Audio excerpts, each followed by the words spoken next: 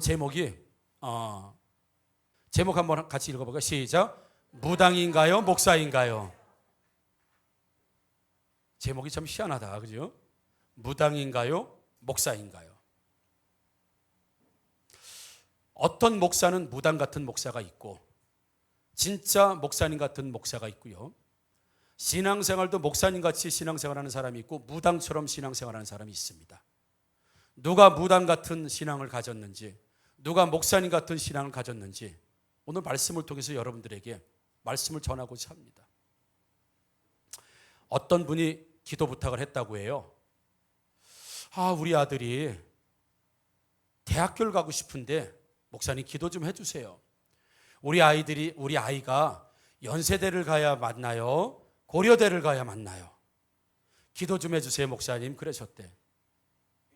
그래서 그 기도 부탁한 어머니가 혹시 목사님 기도 중에 독수리가 나타나면 연세대 갈 거고요, 호랑이가 나오면 고려대 갈 거예요. 그랬다고 그래요. 그래서 목사님이 기도하고 이렇게 말씀하셨대요. 실력대로 가세요. 만약 목사님이 기도하니까 집사님 내가 기도했는데 독수리 한 마리가 날아가더라고. 그래가지고 연세대를 넣었는데 합격했어. 그 다음부터는 목사님 소문나겠죠. 야, 우리 목사님 신령하다. 우리 목사님 대단하다. 뭐 기도의 사람이다. 막 진짜 기도의 사람이다. 우리 목사님 킹왕짱 하면서 막 그렇게 막 할 거예요. 그렇죠? 왜요? 목사님이 독수리를 보고 연세대 넣었는데 연세 들어갔어. 그러면 결과가 좋잖아요. 그러면 이 어머니는 다음에 또 찾아와요. 우리 딸이요 결혼하려고 하는데 남자가 하나 있어요, 목사님. 우리 딸이 그 남자하고 결혼해야 될까요? 안 해야 될까요? 혹시 옥동자 정종철이 보이면 결혼 안 할 거고요, 장동건이 보이면 결혼할 테니까 한번 기도해 봐 주세요. 그분 또 물어보러 옵니다. 옥동자예요? 정동건이에요?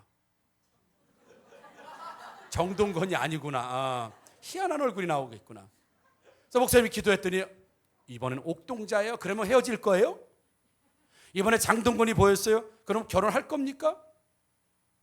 우리 신앙생활에 이런 게 너무 많아요, 여러분.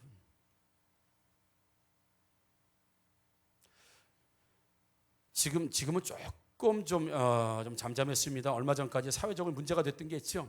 강남에 우리 숙명여고라고 나왔으니까 여고 교무부장님 딸, 쌍둥이 딸이 문제가 됐죠. 그래서 쌍둥이 딸이 학교에 입학했는데 언니는 1학년 1학기 처음 들어갔으니까 1학년 1학기 시험에서 전교 100등 받기라고 그랬어요. 100등 받기니까 몇 등인지 모르겠습니다. 또 100등 그 뒤로 밀려난 100등 언니는. 그리고 1학년 2학기죠. 1학년 1학기 처음 봤을 때는 100등으로 밀려났고 1학년 2학기 때 시험 보니까는 몇 등이면 5등. 1학년 2학기 때는 5등으로 간 거예요. 100등 넘어갔던 아이가 5등. 그리고 이제 2학년 1학기 가니까 전교 1등. 이게 이제 쌍둥이 딸의 큰 언니가. 작은 아이는 어떠냐면 동생은 1학년 1학기 때 50등, 전교 50등 밖으로 있던 애가 2학기 때는 2등, 2학년 1학기 때는 언니랑 똑같이 전교 1등. 이렇게 돼버린 거예요. 결국에는 아버지는 법의 판단을 받고 징역 3년 6개월 받고 수감 중에 있습니다. 법에서는 아버지가 시험 문제 빼돌렸다. 아버지가 시험 문제를 넣은 금고가 뒤에 있었고 비밀번호 이미 다 알고 있었고 교무부장이기 때문에. 그리고 나서 자기가 자원해서 휴일에도 출근하고 일 있다고 나오고 아무 교무실 없어도 이런 정황들을 통해서 보고. 그리고 가장 큰 문제가 있어요. 왜 법정에서 구속했냐 하면 왜 죄가 있다고 했냐면 아니라 끝까지 우기지만 학교에서 보는 시험은 100등이 5등 되고 1등 됐어요. 근데 모의고사를 보면 그 실력이 안 나오는 거야. 학교에서 출제된 문제는 1등인데 나라에서 출전하고 학교에서 출제하지 않은 모의고사는 실력이 완전히 다 드러나 버리고. 왜요? 이건 실력으로 봐야 되는 거예요.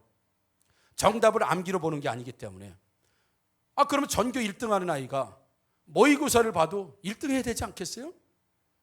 근데 예를 들어서 학교에서 시험 보는 거는 전교 1등인데 모의고사 보면 100등 나와. 누가 이걸 설명하겠습니까? 당연히 아버지가 문제를 빼돌려서 정답만 암기시키는, 그래서 빼곡히 시험지에 정답만 적어놨죠. 자기가 암기한 거 혹시나 잊어버릴까 봐 싶어서. 고난이도의 문제도 풀이 과정이 전혀 없는데 답은 딱 맞고 이랬어요, 여러분. 그래서 그 법정에서 뭐라고 판단하면서 뭐라고 얘기했냐면, 지문을 독해하는 능력이 중요한 국어나 평소 실력이 중요한 수학은 정기고사와 모의고사의 성적 차이가 너무 크다. 독해 능력이 충분히 요구되는 국어, 평소 실력이 중요한 기초가 잘 돼 있고 실력이 중요한 수학, 이런 중요한 과목들이 모의고사와 일반 학교 고사의 정기고사의 성적 차이가 너무 많이 난다 이거예요. 실력이 갑자기 1등 됐다, 갑자기 꼴등 100등 됐다, 이렇게 될 수는 없다는 거죠. 물론 단순히 암기해서 하는 것들은 우리가 단기간에 암기를 해서겠지만, 최소한 소위 말해 국영수라고 하는 건 실력 차이가, 실력이 있지 않으면 그렇게 성적이 나올 수 없다는 거예요. 그래서 재판부에서 형량 선고할 때 이렇습니다. 정답을 암기해 성적이 대폭 향상된 사실이 인정된다, 이렇게 됐습니다. 성적을 정답을 암기만 해서 성적이 대폭 향상된, 실력이 올라간 게 아니라 성적이 올라간 거예요. 답을 암기만 했기 때문에. 이유는 왜요? 정답만 암기했고 풀이할 수 있는 능력이 없는데 정답만 암기했기 때문에 성적은 올라가지만 실력은 올라가지 않았습니다. 그래서 아버지가 구속된 거예요. 가장 결정적인 이유가 뭐냐? 만약에 모의고사에서도 이런 성적이 나왔다고 한다면 누가 의심하겠습니까?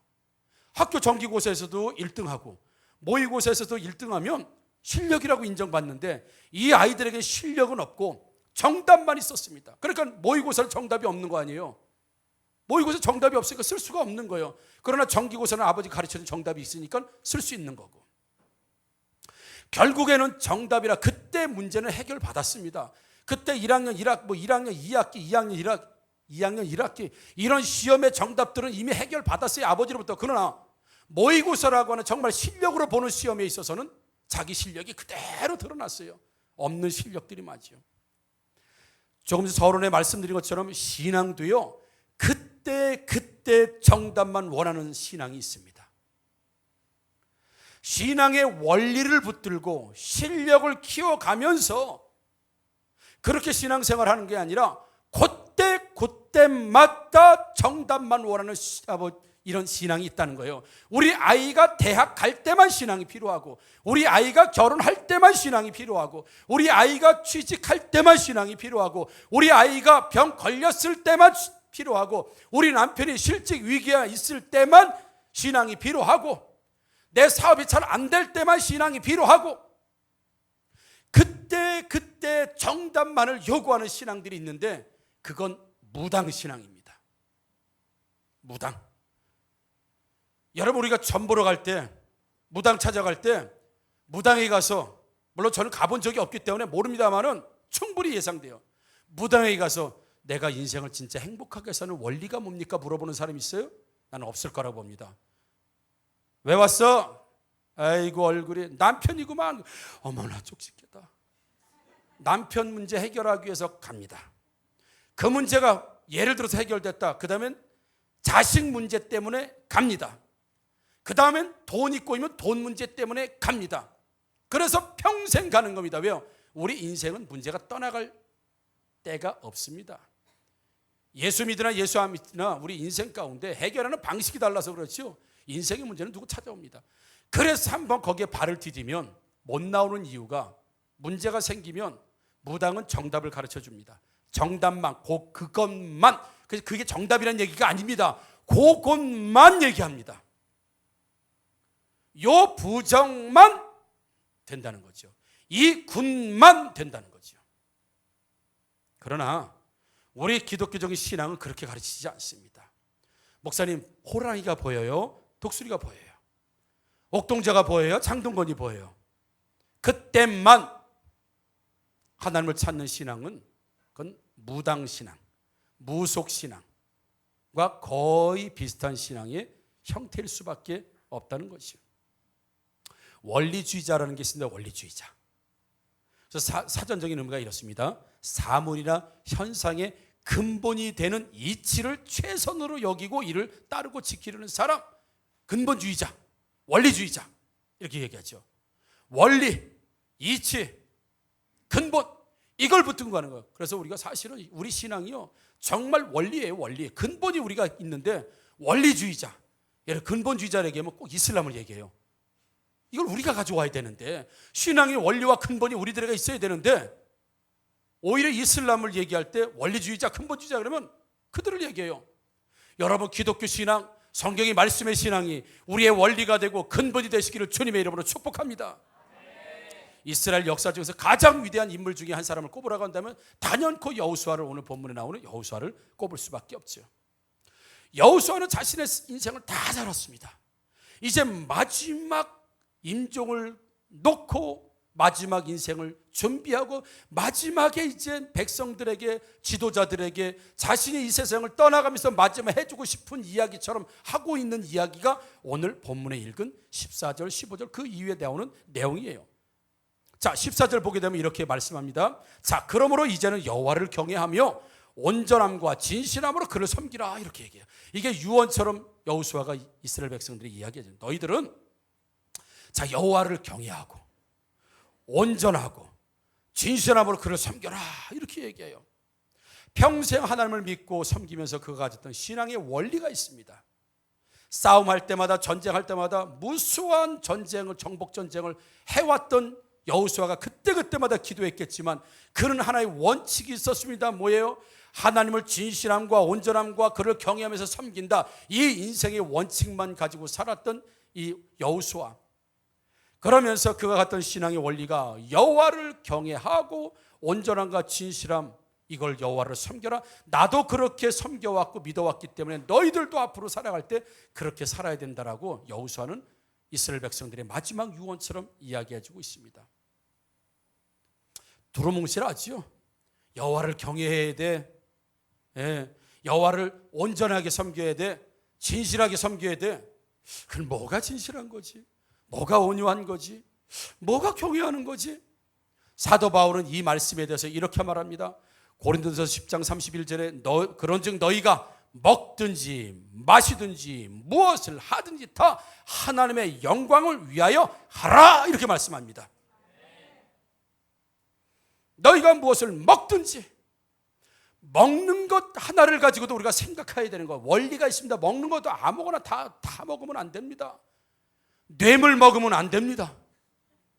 누가 뇌물을 줄 때 뇌물을 먹을 것이냐 말 것이냐 그걸 받고 안 받고의 뭐가 원리가 우리들 가운데 적용되어져야 돼요. 너희는 뇌물을 받지 말고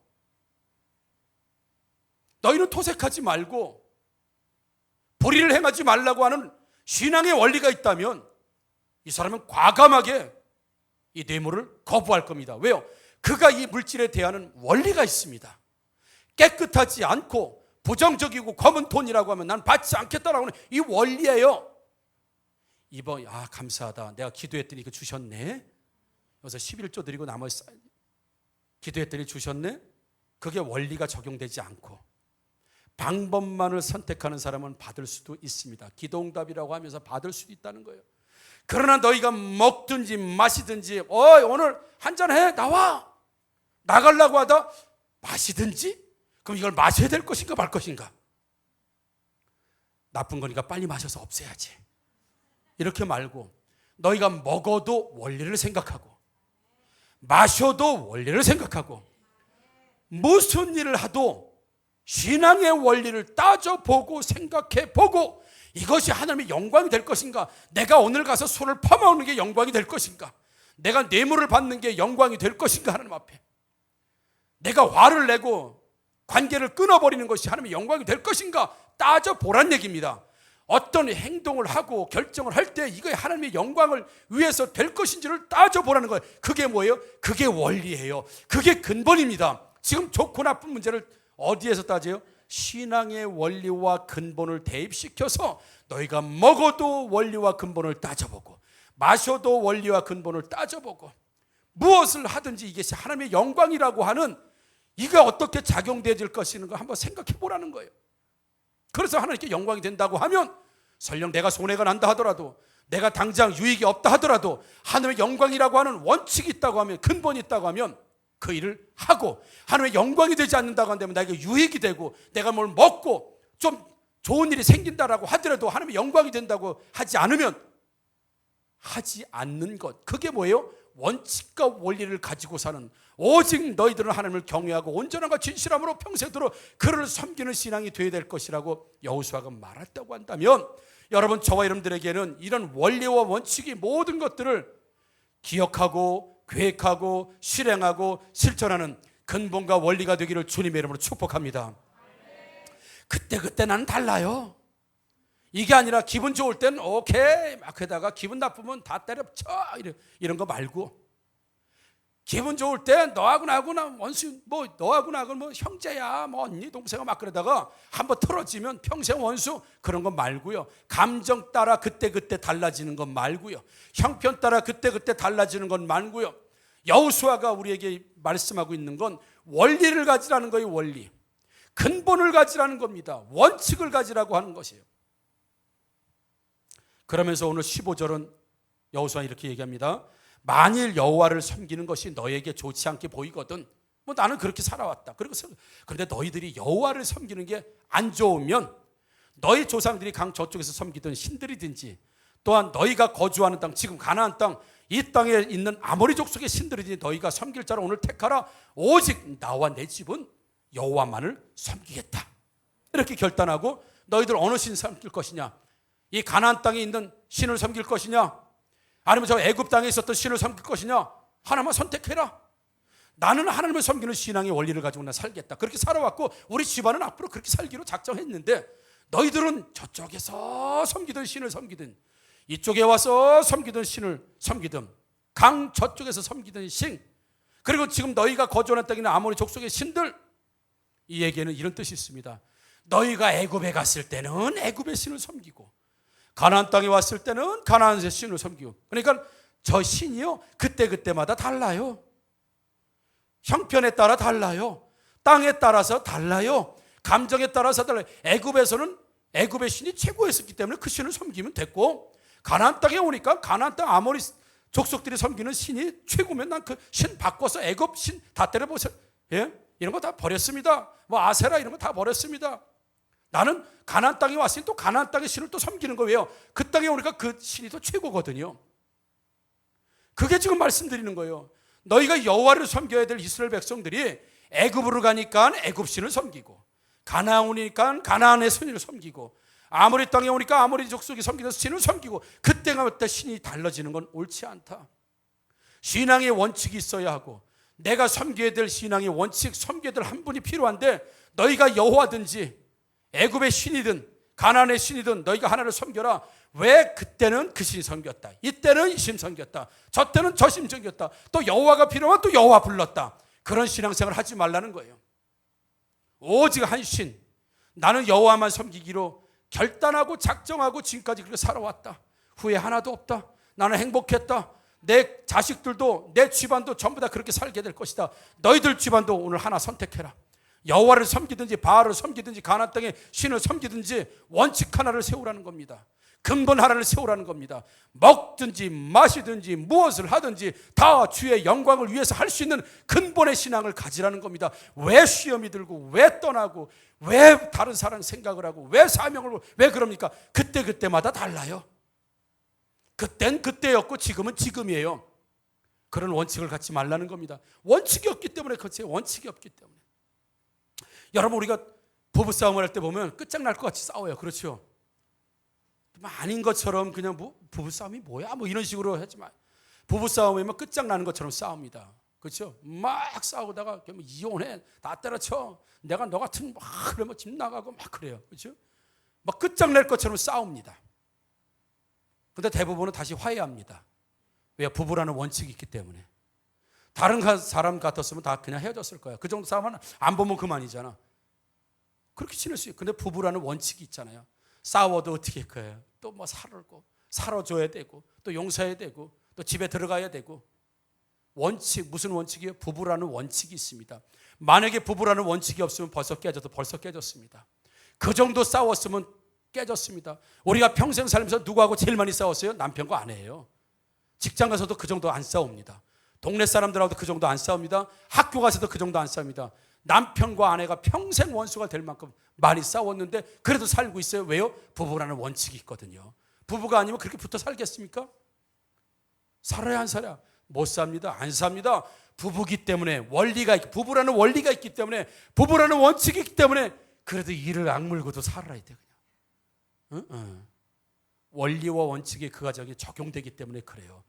꼭 좋아서만 사는 건 우리 집은 그렇지만 꼭 좋고 사랑해서만 사는 건 아닐지라도 부부이니까, 남편이니까, 아내이니까, 저 원수 같은 자식이라도 버릴 수 없는 건 자식이니까 원칙과 원리가 적용되기 때문에 가정이 유지가 되고, 그렇게 싸워도 가정이 유지가 되는 이유가 뭐예요? 원칙과 원리가 있잖아요. 가정이라는 원리, 부부라고 하는 원리, 그 원리를 아무리 싸워도 적용시키잖아요. 우리 신앙에도 원리가 있다는 겁니다. 애굽에 가면 애굽신, 아모리 땅에 가면 아모리신, 가나안에 가면 가나안신, 처지, 형편, 감정, 이것에 따라서 하나님을 버렸다 잡았다. 그래서 아들 대학 가고 딸 대학 갈 때는 하나님 잡았다가, 입학하고 나면 또 놨다가, 내 마음대로 살았다가, 여보 건강검진 받았는데 나 암일지 모르는데 그러면 또 하나님 붙들고 살려달라고 하다가, 오진이래 그러면 그 다음부터 하나님 또 놨다가, 하나님 우리 아이 대학 가게 해달라고 했는데 엄마 예비 합격인데 끄트머리요. 그러면 막 기도합니다. 하나님 예비 해달라고. 합격했습니다. 그러고 나면 이제 끝나는 거예요. 합격했으니까. 그게 무당신앙입니다. 왜? 여러분 해결받았는데 뭐하라고 무당을 찾아가겠습니까? 해결받았어요. 예를 들어서 무당이 해결해 준다는 얘기가 아니에요. 무당 찾아갔는데 공교롭게도 그 문제가 해결됐어. 또 찾아갑니까? 무당? 찾아갈 필요가 전혀 없습니다. 언제 찾아가요? 또 다음에 문제가 생기면 또 찾아갑니다. 다른 문제. 그 문제가 해결됐어. 돈을 받아야 되는데 이거 받으면 돈 문제 해결돼. 그래서 진짜 부적 받아왔는데 공교롭게도 해결됐네. 그러면 또 찾아가요? 안 찾아갑니다. 다음에 또 찾아갑니다. 왜요? 또 사기 맞으면, 또 돈 뜯기면, 또 죽겠으면 또 찾아갑니다. 이번에는 이 문제입니다. 그래? 그 다음에 또 부적 하나 또 주고 구태해야 되지. 근데 공교롭게도 또 해결됐어. 그러면 무당 안 찾아가죠. 점집 안 갑니다. 언제 또 갑니까? 다음 문제 생겼을 때. 평생 그러는 거예요. 우리가 문제가 해결되든 문제가 해결되지 않든, 대학을 들어가든 대학을 떨어지든, 결혼이 되든 안 되든 모든 삶의 근본과 원리가 우리 가운데 있어야 된다는 겁니다. 항상 무당을 찾아다니시듯이, 아무리 목사님 얘기하고 뭐 해도 콧방귀 끼고 귀 안 듣다가 인생에 진짜 문제가 한번 찾아오잖아요. 죽을 병 한번 걸려봐요. 목사님이 이렇게만 해도 신앙이 올라갑니다. 집사님 불러주기만 해도 너무 감사해요. 너무 위로가 돼요. 집사님 한번 불러만 줘도 너무 위로가 돼요. 목사님 감사해요. 신경 썼어요. 그전에 집사님 불러도 못 들은 척하고 막 가는데, 너무 인생의 문제가 오면 집사님 한 번만 불러도 너무 고마워요. 목사님 위로가 돼요. 막 이래. 그게 무당신앙이에요. 돼도 안 돼도, 가난해져도 부유해져도, 싸워도 안 싸워도, 지금 건강해도 병 걸려도 신앙의 원칙이 적용돼야지요. 환경과 상황이 적용돼서는 안 된다는 사실을 믿으시기를 주님의 이름으로 축복합니다. 우리가 이 원칙이 없이요, 그때마다 달라요. 이 신앙 하나님 기뻐하는 신앙 아닙니다. 이 신앙 하나님 기뻐하는 신앙이 아니라고요. 다윗에게도 원리와 원칙이 있었습니다. 그가 사울왕이 자기를 죽이려고 평생 따라다니고 군대를 풀고 정말 죽음의 위기를 얼마나 많이 겪었습니까? 사울에게 다윗은 평생 원수입니다. 다윗에게도 원수입니다. 자기를 죽이려고 하는 사람이 원수지 뭡니까? 형님이에요? 저 사람이 날 죽이려고 그래. 형님 그래요? 저 사람이 나를 진짜 죽이려고 하면 나도 그 사람 원수입니다. 그렇지 않겠습니까? 다윗이 원수였다면 다윗도 사울이 원수예요. 그런데 다윗에겐 원칙이 있었습니다. 사울을 죽일 수 있을 만한 좋은 기회가 와도 그는 사울을 죽이지 않았습니다. 어떤 원칙이 있었어요? 사무엘상 24장 6절에 자기 사람들에게 얘기해, 다윗에게 사울이 지금 죽일 기회니까 죽이자라고 할 때 자기 부하들에게, 자기 사람들에게 다윗이 이렇게 얘기합니다. 자기 사람들에게 내가 손을 들어 여호와의 기름 부음 받은 내 주를 치는 것은 여호와께서 금하시는 것이니 그는 여호와의 기름 부음 받은 자가 됨이니라, 이렇게 말해요. 그리고 안 죽입니다. 아니요, 안 죽였는지 못 죽였는지 여호와께서 금하시는 것이다라고 하는 원리가, 원칙이 그에게 있었습니다. 하나님께서 기름 부음 주를 내가 마음대로 처단하는 건 여호와가 금하신 것인데, 내가 형편이 이렇다고 해서 내가 먼저 안 죽이면 내가 죽을 것 같으니까 그 원칙을 깨고 원리를 깨고 내가 먼저 죽인다? 나는 죽을 망정 그렇게 할 수 없다. 왜? 여호와가 금하신 것, 여호와가 하지 말라고 하는 원칙이 나에겐 있다. 내가 죽어도 절대로 난 사울을 먼저 죽이지 않겠다. 이건 내 신앙의 원칙이다. 이게 내 신앙의 원리다. 여러분, 멋있지 않습니까? 하나님이 그러니까 다윗의 마음이 합당한 사람이라 그러는 거예요. 하나님, 그동안 기도했더니 이렇게 죽일 기회를 주셨군요. 아멘이다. 목을 딱 따요? 원칙은 어디 갔습니까? 처음부터 가졌던 원칙, 내가 기름 부은 주의 종을 절대로 내가 처단하지 않겠다는 원칙을 가지고 도망을 다니는데, 그 원칙을 가지고 도망 다니는 거예요. 그런데 기도응답이라고 사울의 목을 베입니까? 자기는 그럴 수 없다는 거예요. 뭐가 작용했어요? 원칙이 작용한 거예요. 원칙이, 여러분, 원리, 신앙의 원리가 작용되어진 겁니다. 왜요? 여호와께서 금하시는 것이라는 원리가. 아브라함 링컨, 16대 미국 아브라함 링컨이 남북전쟁, 노해방을 해서 전쟁이 한참일 때 그 강요회의에서 한 참모가 이렇게 얘기합니다. 여러분, 우리 기도합시다. 하나님이 우리 편이 되어서 이 전쟁에 이길 수 있도록 우리 한번 기도했으면 좋겠습니다. 참모가 그렇게 작전회의에서 이야기하니까 아브라함 링컨이 이렇게 얘기했습니다. 아닙니다. 나는 하나님께서 누구 편이 되어주신가 보다 내가 하나님 편인가가 나에게 먼저 원리입니다. 이렇게 얘기해요. 우리가 기도할 때 하나님 우리 편이 되어주세요. 우리 전쟁에 이기게 해주세요. 예, 이번 달 되게 해주세요. 하나님 우리 편이 되어주셔서 이기게 해주세요 라고 한 참모가, 그럼 기도 제목을 내놓을 수 있고 얼마나 좋습니까? 근데 아브라함 링컨은 지금 우리가 중요한 것은 하나님이 내 편 되는 게 아니라 내가 하나님 편인가를 먼저 점검하고 내가 진짜 하나님 편에 서 있는가가 먼저 원칙으로 적용되어진 것. 그래서 아브라함 링컨과 그의 군대와 그의 나라가 하나님 편에 있다고 한다면 하나님 우리 편이 될 것이라고 하는 신앙의 원리와 신앙의 원칙이 아브라함에게 있었던 거예요. 아브라함은 이삭의 아버지가 아니라 링컨. 그는 하나님이 내 편 되는 게 먼저가, 이건 무속입니다. 하나님 도와주세요. 하나님 이번 일 해결해 주세요. 문제는 해결이 되든 안 되든, 전쟁에 실패하든 이기든 그건 관계없다는 거예요. 내가 지금 하나님 편에 있는가? 내가 지금 하나님 편에 있는가? 그게 나한테는 우선적인 문제라고 그랬어요. 그게 우선적인 관심이 뭐냐면 내가 지금 하나님 편에 있는가? 내가 하나님 편에 있으면 하나님이 선한 길로 이끌으실 것에는 뭐가 있어? 확신이 있었어요. 이런 아브라함 링컨을 여러분 가지시기를 주님의 이름으로 축복합니다. 그게 신앙의 원리입니다. 기도했는데도 왜 안 돼요? 그리고 하나님 떠나요? 원리가 없어서 그래요. 원칙이 없어서 그렇습니다. 기도 응답이 되든 안 되든, 그러나 됩니다. 나중에 됩니다, 여러분. 왜냐하면 원리와 원칙을 가지고 사는 사람을 하나님 나 몰라라 그렇게 안 하십니다.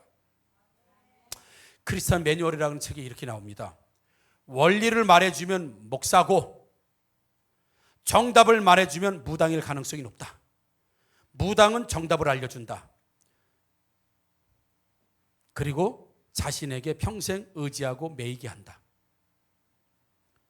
그러나 목사는 원리를 알려줘서 하나님을 의지하게 한다. 그래서 성경은 그때그때 정답을 주는 것이 아니라 인생의 행복의 원리가, 축복의 원리가 있음을 성경은 말씀하고 있고, 그 원리와 원칙을 붙들고 가는 사람을 은혜를 주시고 행복하게 하고 축복을 주신다는 사실을 믿으시기를 주님의 이름으로 축복합니다. 하나님이 구원투수로 나오셔서 우리 인생의 문제를 해결한 게 아니라 내가 평생 동안 하나님 편인가? 내가 신앙의 원리, 원칙을 가지고 사는가? 나의 나 된 것이 다 하나님의 은혜라고 고백하는 거죠. 그래서 시편 1편 1절에 이렇게 말씀하죠. 복 있는 사람은 악인의 꾀를 따르지 아니하며 죄인의 길에 서지 아니하며 오만한 자들의 자리에 앉지 아니하고, 이렇게 되어 있습니다. 복 있는 사람은 어떤 사람인 줄 아니? 악인들의 꾀를 안 따르고 죄인들의 길에 함께 서지 않고 오만한 자들의 자리에 함께 앉지 않아 꾀를 내고 길에 서고 자리에 앉는다는 얘기가 뭐냐면요, 형편마다 자리를 바꾸고 환경이 바뀔 때마다 꾀를 내서 꾀를 바꾸고 상황에 따라서 길을 바꾸고, 복 없는 사람은 이렇다는 거예요. 그래서 복 있는 사람은 악인들이 쓰는 술수, 세상의 방식, 원칙 없는 그 방식대로 꾀를 내지 않는다는 거예요. 복 있는 사람은 죄인들이 이 길을 걸어갈까 저 길을 가 누구한테 줄을 설까 전부 그런 방식대로 복 있는 사람은 안 산다는 거예요. 길은 오직 하나인데 왜 길을 바꾸냐 이겁니다. 왜 방법은 하나인데 방법을 자꾸 바꾸는 거예요. 왜 자리는 하나인데 자꾸 자리를 바꿔 한다는 겁니다. 이걸 바꿔서 복 없는 사람은, 복 못 받는 사람은 악인들의 꾀를 함께 따르고 죄인들의 길에 함께 갈팡질팡하고 오만한 자들과 함께 그때그때마다 자리를 바꿔 앉는 생활의 방식이 있는 사람은 복 없는 사람이다 라고 성경은 그렇게 말씀하고 있는 거예요. 여기 그래서 여러분, 아무리 꾀를 내고 아무리 길을 바꾸고 아무리 자리를 바꾼다 하더라도 사람 자체가 복이 안 되니, 아무리 꾀를 내고 아무리 다른 길을 걸어도 아무리 다른 자리를 바꾸어 앉아도 안 되는 인생이 되는 게 뭐냐면 원리와 원칙, 뭐예요? 복 있는 사람이 안 되다 보니, 제가 성도들에게 정말 자주 100번도 더 하는 거예요. 목사님, 풀빵 장사를 할까요? 붕어빵 장사를 할까요? 호두과자 장사를 할까요? 복 있는 사람은 풀빵 장사를 해도 되고 붕어빵을 해도 되고 잉어빵을 해도 되고, 복 없는 사람은 붕어빵을 해도 망하고, 에이 망했네, 그럼 요즘에 잉어가 대세라며 잉어빵 하나도 망하고, 그래도 사람들이 끈질기게 먹어주는 호두과자 해도 망하고, 복 없는 사람은, 신앙의 원칙이 없는 사람은, 무당 같은 신앙을 가지고 있는 사람은, 그때그때마다 달라지는 신앙은 복 없는 신앙이기 때문에 여호수아는 나와 내 집은 원리와 원칙을 붙들고 그렇게 살아왔고 앞으로 살아갈 것이다. 너희도 애굽에 가니 애굽신, 가나안에 오니 가나안신, 또 하나님 백성으로 오니 하나님신, 그렇게 갈팡질팡 길 바꾸고 자리 바꾸고 방법 바꾸지 말라는 겁니다. 오직 여호와만 섬기기로 했으면, 어떤 경우도 여호와만 섬기면 그 사람이 복 있는 사람이 되어 하늘이 열리고 길이 열리고 인생이 열린다는 사실을 믿으시기를 주님의 이름으로 축복합니다. 그러니까 우리가 먹든지 마시든지 무엇을 하든지 다 뭘 생각해 봐야 돼요? 하나님의 영광. 이게 우리의 원칙이에요, 원칙. 이 사람과 결혼할 때 과연 내가 하나님과 영광을 올려드릴 것인가? 이게 신앙의 길에서 맞는 것인가? 원칙. 돈 좀 있냐? 직업이 보여? 부모는 좀 어때? 이런 거 따지면서 꾀를 내고 길을 바꾸고 자리를 바꿔 앉는 게 아니라 원칙, 원리. 결혼할 때도 신앙의 원리, 직장을 구할 때도 신앙의 원리. 그래서 한옥 목사님 책에 그러 나오잖아요. 우리 청년들 여러 번 얘기했죠. 정말 좋은 직장에 입사를 했습니다. 정말 아무나 들어가지 못하는 그 직장에 들어갔는데 이분이 한동대를 졸업생이라고 해요. 근데 회식 자리가 왔습니다. 회식 자리. 가장 높은 사람이 신입사원에게 축한다고 술을 줬죠, 술. 근데 문제가 있어요. 나는 술을 안 먹기로 원칙을 세웠단 말입니다. 어릴 때부터 난 예수 믿는 사람은 술 안 먹겠다고, 그리고 지금까지 술 안 먹어왔어. 근데 정말 기가 막힌 직장에 들어가서 윗사람들한테 정말 인정을 받아야 될 그때 가장 높은 자신의 목을 치기도 하고 자리를 없애기도 만들 수 있는 사람이 자 축하한다라고 술을 딱 주는 거예요. 먹어야 돼요? 안 먹어야 돼요? 안 먹으면 잘린다니까. 축하하는 그 자리가 퇴사의 자리가 될 수도 있는 거예요. 먹어야 돼요? 안 먹어야 돼요? 예? 나쁜 거니까 빨리 마셔서 없애야지. 그래요? 그 사람이 술을 딱 받아들고, 감사합니다. 이 귀한 분이 주시는 술을 제가 어떻게 안 먹을 수가 있겠습니까? 어떻게 이 귀한 술을 입으로 홀짝홀짝 마실 수 있겠습니까? 이 귀한 술 저는 가슴으로 마시겠습니다. 가슴에다 부어버린 거예요. 다 놀란 거예요. 이 귀한 분이 준 술을 내가 어떻게 안 마셔서, 어떻게 감히 입으로 마시겠습니까? 저는 가슴으로 마시겠습니다. 가슴에다 양보에 쫙 퍼버린 거예요. 분위기가 싹 됐죠. 그러니까 최고 탑 리더가 왜 그랬냐? 저는 예수 믿는 사람입니다. 저는 어릴 때부터 술을 먹지 않기로, 평생 술을 먹지 않기로 결단한 사람입니다. 그런데 주시는 술을 제가 어떻게 거부하겠습니까? 그래서 입으로 마시지 않고 저는 가슴으로 마셨습니다. 저는 예수 믿는 사람이라 술 안 먹기로 결단했습니다. 이 사람의 원칙은 깨지지 않았어요. 그리고 그 책에 나옵니다. 거인들의 발자국이라는 책에. 그러니까 그 상사가 앞으로 누구든지 이 사람에게 술을 권하는 사람 내가 그냥 두지 않겠다. 내가 많은 사람들, 예수 믿는 사람들을 보았지만 너처럼 원리와 원칙, 이걸 네가 진짜 예수 믿는 사람이다. 네가 진짜 신앙인이구나. 그 사람이 보았을 때 진짜 신앙이라고 인정을 해줬다는 거예요. 그 청년에게는, 여러분 청년 멋있지 않아요? 멋있어요. 뭐가 작용했어요? 그때 뭐가 작용했습니까? 원리가 작용한 거예요. 원칙이. 어쩔 수 없으니까 맞고 교회 가서 회개해야지. 교회 가서 회개해야지. 어쩔 수 없는 거 하나님도 이해하실 거야. 어떤 상황이 이런데 마시고 와서 회개할 거야. 이렇게 타협하는 마음이 있을 수 있겠지만 이 청년의 원칙은 나는 안 마신다. 나는 회사를 그만두면 그분 안 마신다. 이게 그분의 원칙이었어요. 신앙의 원칙이었다고요. 그게 어떤 직장이든지 그 원칙은 그 청년에게 깨지지 않았다는 거예요. 여러분 멋있지요? 아름답지요, 여러분? 아름답잖아요. 원칙. 우리 조혜은 예비 선교사가 다음 달이죠. 다음 29일에 출국을 합니다. 인도로 출국을 합니다. 그런데 유학 준비에 문제가 생겼어요. 선교를 갔다 오면 학교는 입학했는데 학교에서 안 된다는 거죠. 입학했으면 입학해야 된다는 거예요. 다니다가 가는 건 괜찮지만 입학만 해놓고 선교 갔다 와서 1년 후에 들어오는 건 학교에서 그런 일이 없기 때문에 안 된다. 그럼 불합격 처리가 된다.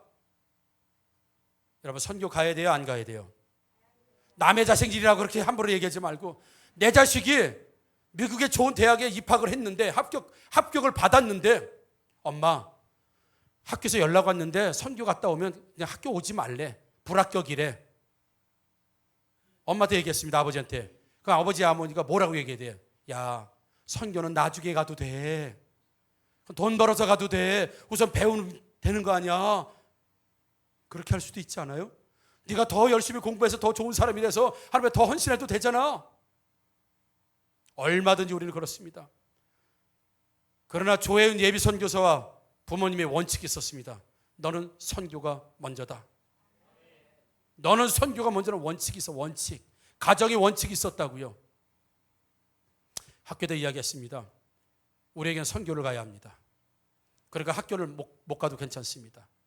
학교를 안 갈 테니까, 못 가도 괜찮으니까 우리는 선교를 다녀와서 입학을 하면 가고, 우리는 선교를 안 가면서, 하나님과 약속한 선교를 안 가면서 학교에 입학할 수는 없습니다.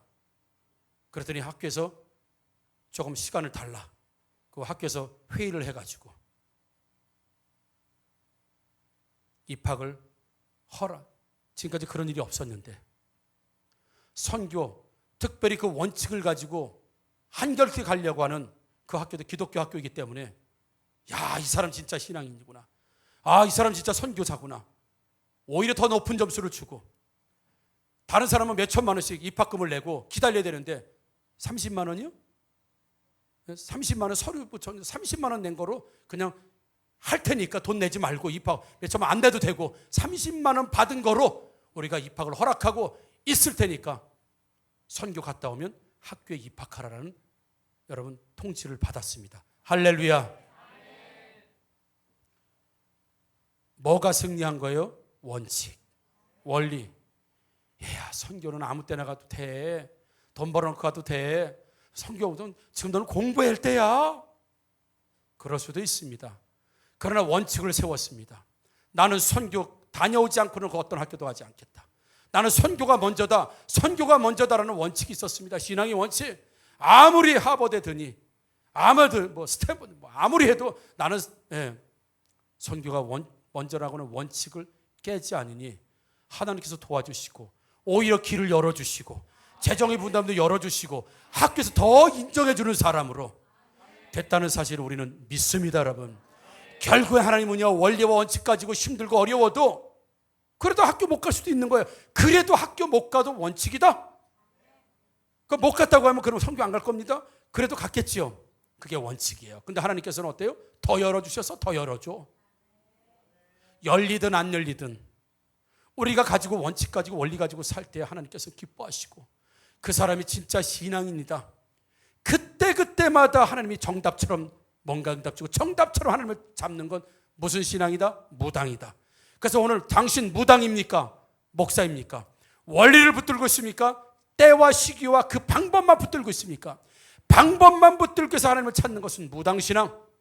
원리를 붙들고 한결같이 길을 옮기고 자리를 옮기고 꾀를 내서 사는 인생이 아니라 한결같이 원리와 원칙이 적용되어서 사는 인생이라고 하면 당신들은, 여러분들은 목사의 인생이고 그렇지 않다면 무당의 인생이라는 걸 오늘 말씀을 통해서 보았습니다. 다시 한번 질문합니다. 여러분은 무당신앙입니까? 목사신앙입니까? 예? 무사? 무사예요? 목당? 무사가 아닙니다, 여러분. 목당이 아니라고요.